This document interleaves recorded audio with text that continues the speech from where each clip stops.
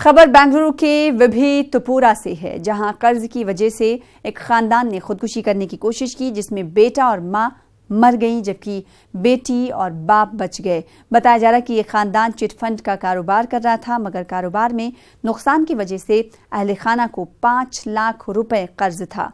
कर्जदारों से तंग आकर सुरेश बाबू नामी शख्स ने पहले अपने बेटे को फांसी दी, फिर अपनी अहलिया को खुद को फिर फांसी लगा ली। इसके बाद बेटी की बारी थी। बेटी ने अपने बाप को मिन्नत समाजत करके रोका। बेटी ने खुदकुशी के वाकये का वीडियो भी बनाया, जिसे दिखाना नामुनासिब नहीं है। सुरेश को पुलिस ने गिरफ्तार कर लिया है।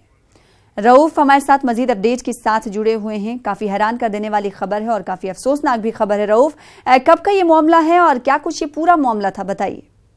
जी देखिए, ये दिल दहलाने वाला वाकया बेंगलुरु के विभितपुरा में पेश आया है।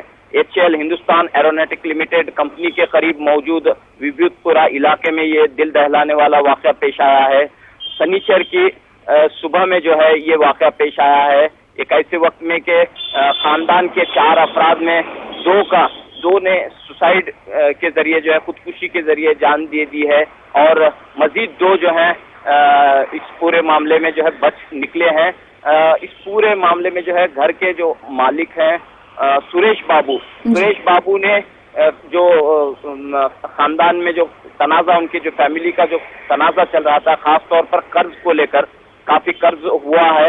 ये कहा जा रहा है कि इस वजह से जो है इन्होंने पहले इस पूरे मामले में जो है इंतहाई कदम उठाते हुए पहले अपनी अहलिया को सुसाइड करने पर मजबूर किया और उसके बाद अपनी बेटे को 12 साल बेटे को सुसाइड करने पर मजबूर किया। जब बारी तीसरी बेटी की, जिसकी उम्र 17 साल है, लड़की है, तो इनकी जब बारी आई तो इन्होंने जो है मना किया और चीख पुकारने के बाद पूरे लोग वहां पर जमा हुए और ये पूरा वाकया जो है उस बेटी ने, सुरेश बाबू की बेटी ने मोबाइल के जरिए पूरा वाकया जो है मोबाइल में कैद कर लिया और ये मोबाइल में कैद होने के बाद जब ये वीडियो वायरल हुआ तो लोगों में हैरत और अफसोस का इजहार किया जा रहा है कि इंतहाई दर्दनाक अफसोसनाक वाकया पेश आया है।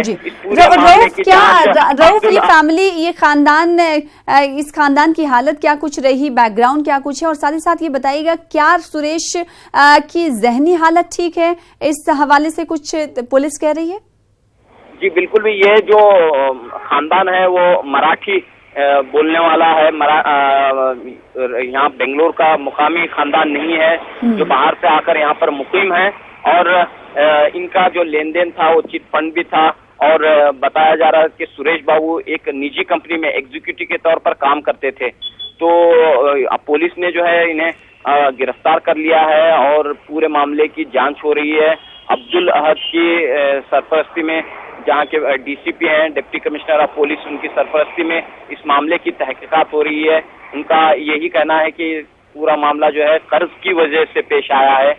कर्ज की बोझ किताब न लाते हुए इन अपराध ने जो है खुदकुशी की है, इंतहाई कदम उठाया है और इस पूरे मामले में जो है बेटी की वजह से बेटी की भी जान बच गई और बाप की भी जान बची है।